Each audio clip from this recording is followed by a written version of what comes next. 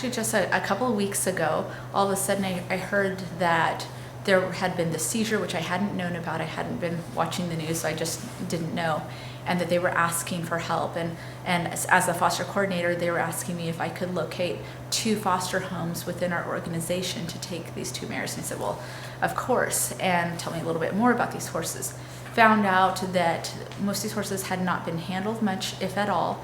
So most of our fosters that we have in the program are not equipped to take a horse that has very little training. Many of the horses that come to our program have had some training in the background, so you at least can handle them safely. And with these horses, we knew that we may not even be able to catch them or touch them.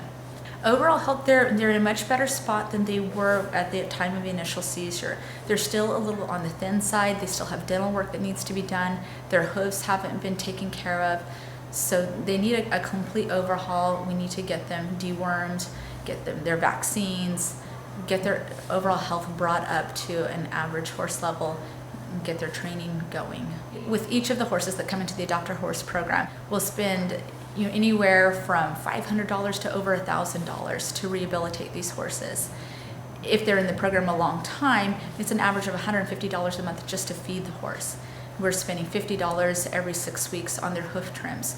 It's around $130, $140 to get their teeth done. So we're spending a lot of money, $300 because our trainers give us an enormously decreased rate on training. Mm-hmm. So we'll spend probably closer to around $1,000 or more on these horses before they're adopted out.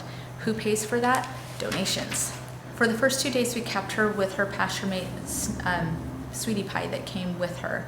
And we kept them just by themselves in the pasture. Today's her first day being integrated into the herd. And so what we do is we take one of our nice, kind, easygoing horses and we put the 2 of them in a paddock together. So today's her first day with Jazzy out in the paddock. We'll get them buddied up and eventually within the next couple of days get her out with the herd.